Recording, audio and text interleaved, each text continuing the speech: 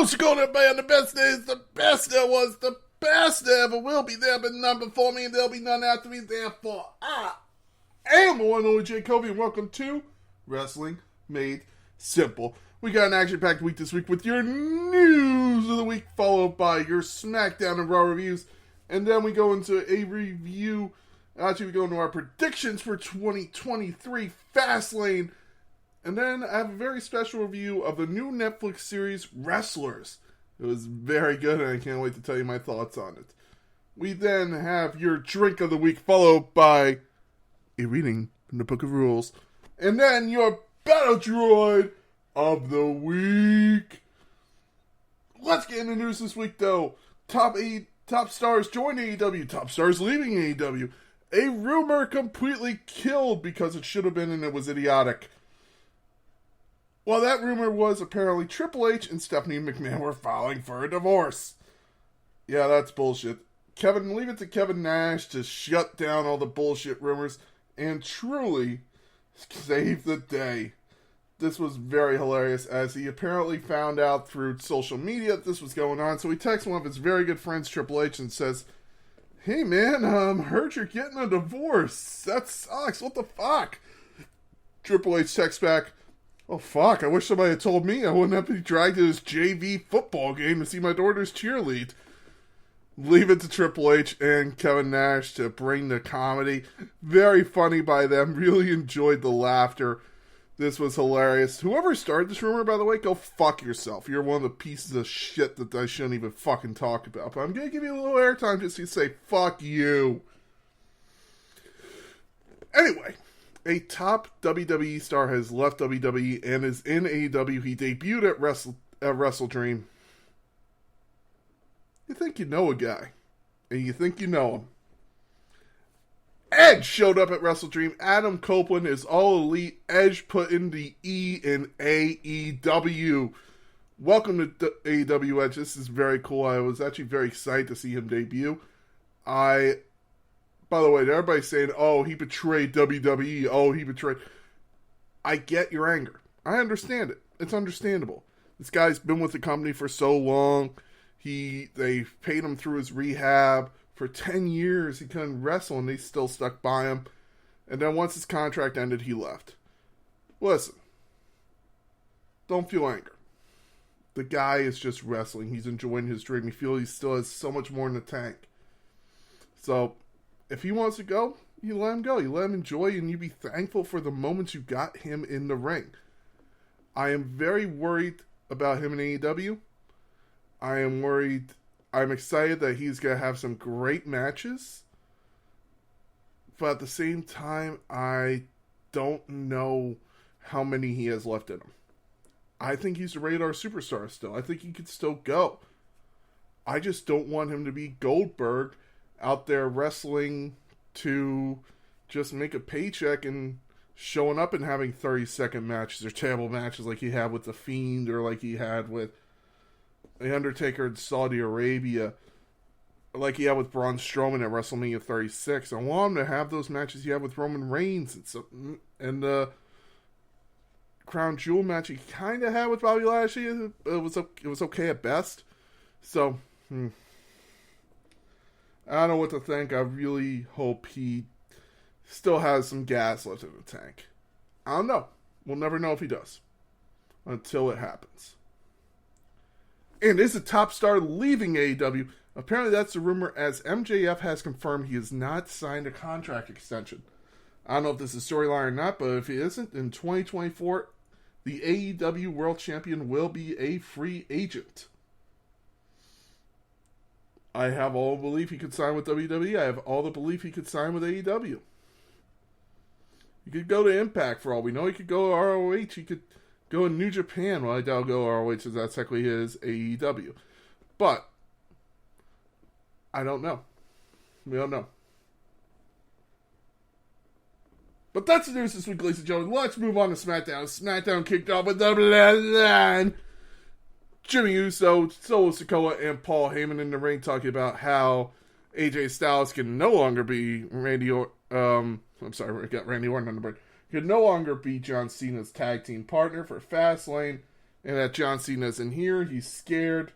Blah, blah, blah. Carl Anderson then came out and said he made it personal when they attacked AJ Styles. Alrighty. This led to a Jimmy Uso-Carl Anderson match, which was okay. Jimmy Uso, the ending was never in question. Jimmy Uso picks up the win. But it was after a match, Mia Ying gave Jimmy Uso a slap. And yeah. We then get Bobby Lashley appearing on a Grayson Waller effect, talking about how the Street Profits have failed him and how he'll be looking for a new tag team to team up with, blah, blah, blah. The Street Profits then come out and said, we're not done, we want to stay with you. He said, prove it to him. Okay. We then get Austin Theory versus Cameron Grimes to the moon. Austin Theory was able to pick up the win in a good match, but I really do worry about Cameron Grimes and where he's going to be at the end of all this and the end of his career. Is he going to be able to get the brass ring? Is he going to be able to win a championship?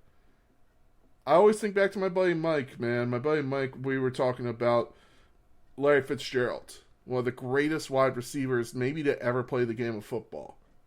Never winning a Super Bowl at the end of his career. It sucks.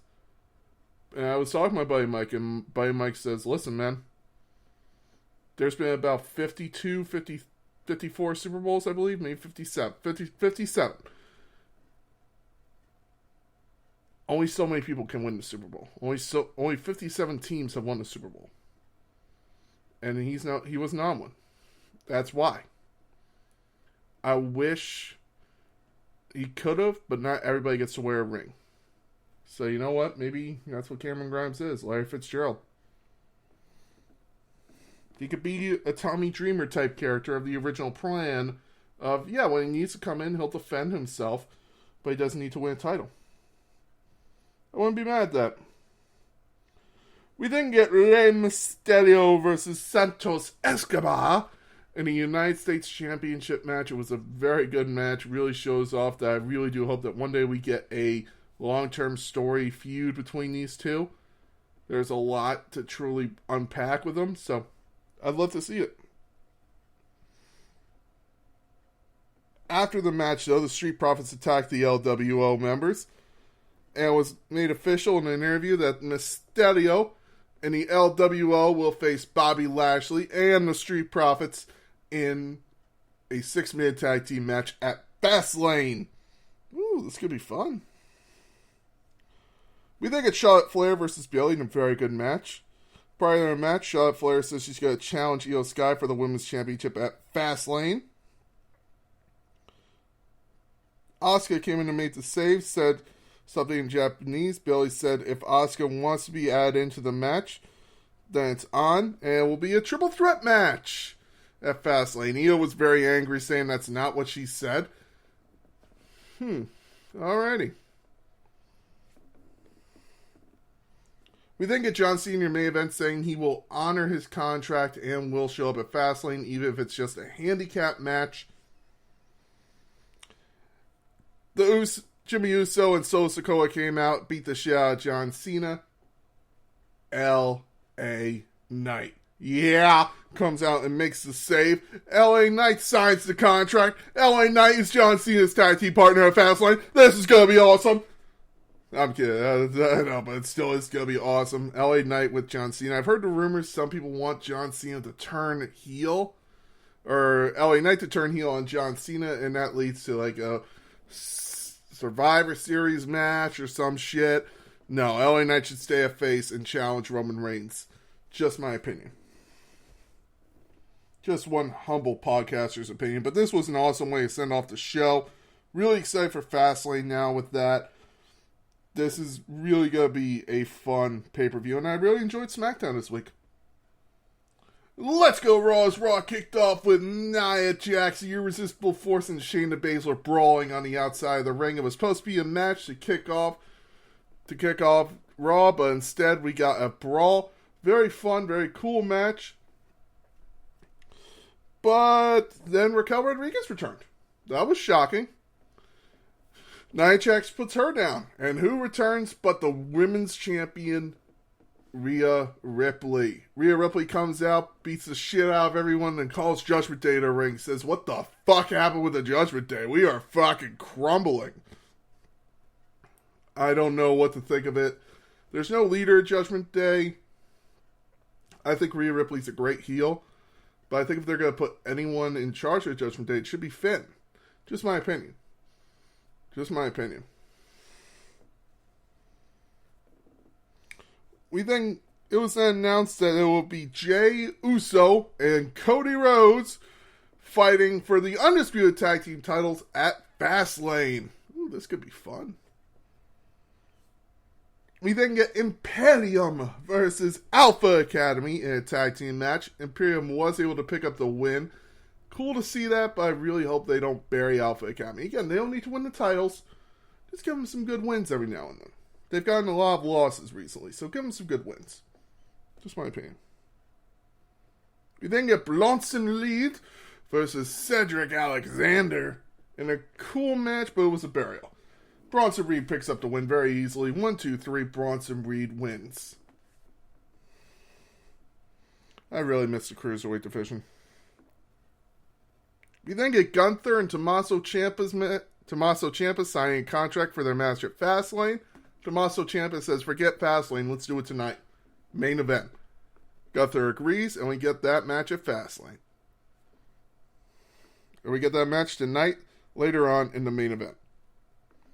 We then get Xavier Woods versus Ivar, and actually a very good match for Xavier Woods. Xavier Woods would pick up the win, showing off some great strength of body slamming Ivar, picking him up on his shoulders. Really showed some amazing strength for Woods. And then Ivar beats the shit out of him after the match. Kofi Kingston tries to get involved, gets a splash for his trouble, gets a moonsault for his troubles. And next week it is announced it will be a Viking rules match between Ivar and Kofi Kingston. Yeah, they're using this match so much I feel like it's going to be in 2K 2024. I just get that feeling, man. We then get Michael Cole interviewing the World Heavyweight Champion Seth frickin' Rollins. Seth Rollins talking about how much he loves the crowd and how much he loves professional wrestling and what it's given to him. So if he has to end his career in the middle of the ring, he's fine with that. You then get Shinsuke Nakamura appearing on the Jumbotron talking to Seth in Japanese. And as he's calling out Seth, Shinsuke Nakamura hits him with the steel chair. What the fuck's going on here?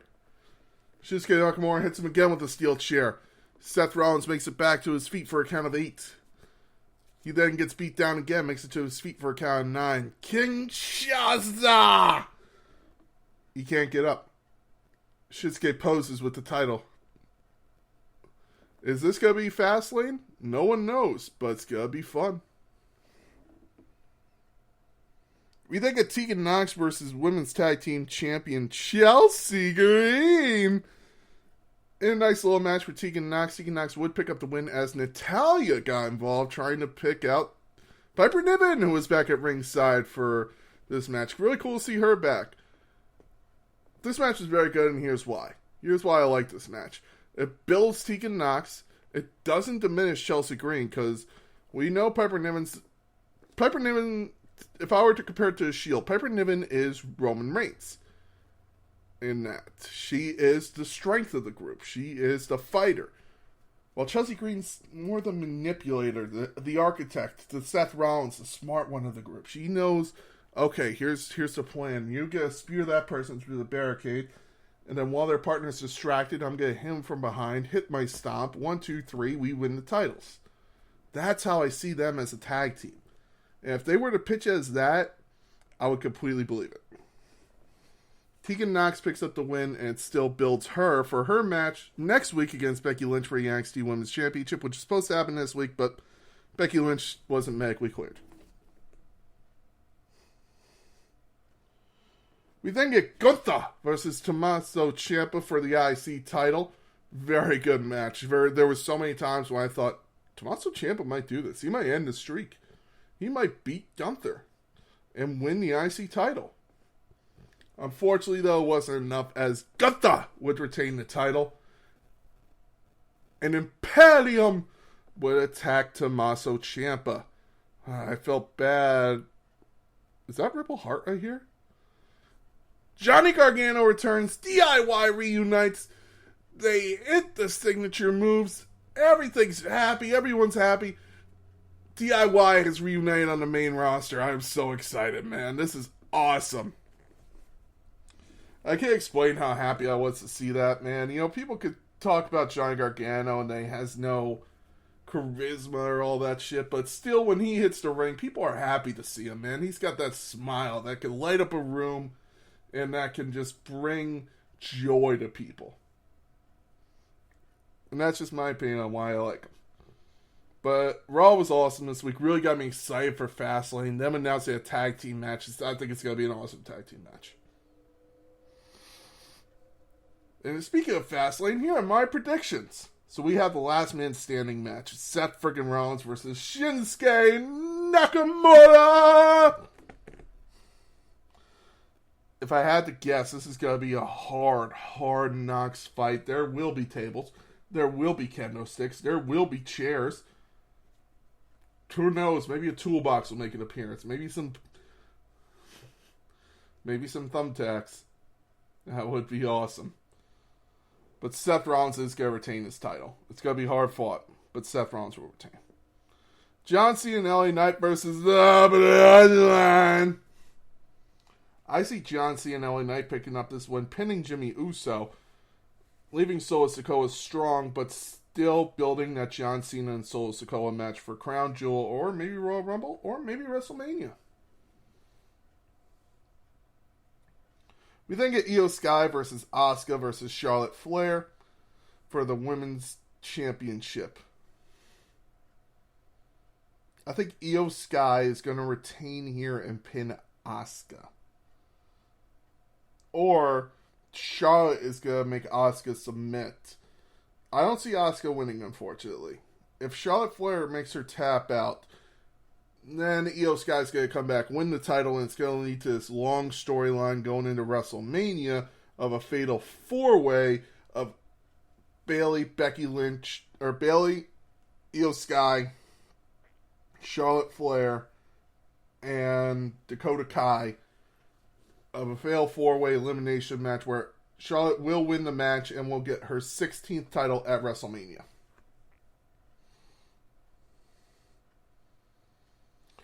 So, Io Sky is going to win this match, in my opinion. I wouldn't be shocked if it's Charlotte Flair. I'd be shocked if it's Asuka. We then get the LWO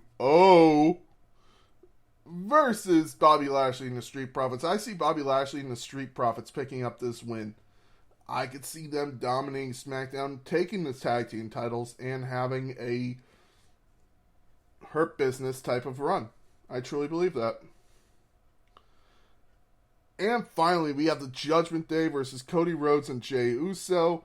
I have the Judgment Day losing this match. Cody Rhodes and Jey Uso hold on to the titles for a little while, but then Cody Rhodes gets sent to SmackDown. They're split up. They have to relinquish the titles. It leads to a whole tournament where they will decide at the Royal Rumble who will be the new champions.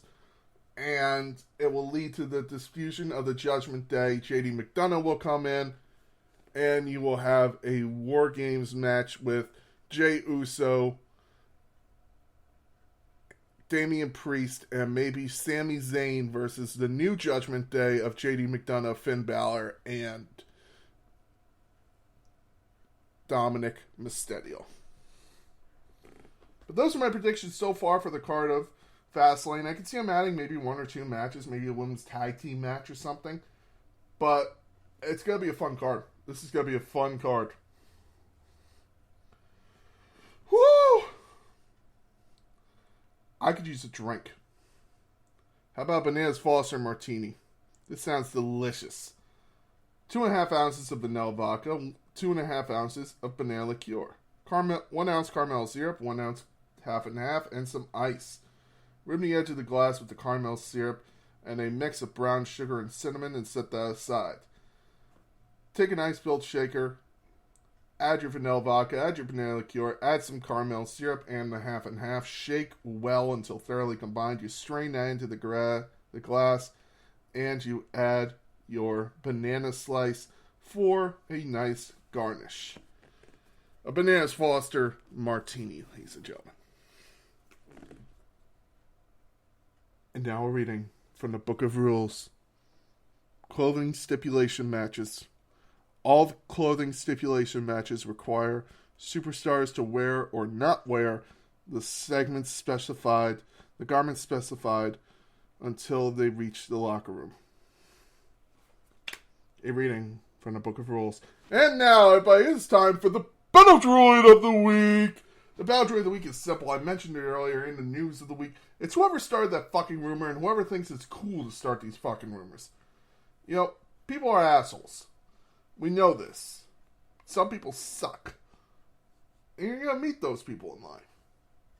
The Lord knows I have. I turn the other cheek and I say, hey man, maybe you're just having a bad day and I wish all the best. But you try to take someone's job or their family, fuck you. You're the slime that I hope I don't have to deal with. You hurt people's livelihoods. You hurt the way they live and their families. You're one of the worst pieces of shit that I hope I never have to cover. So here's your award for being the Battle Droid of the fucking week. Uh-oh.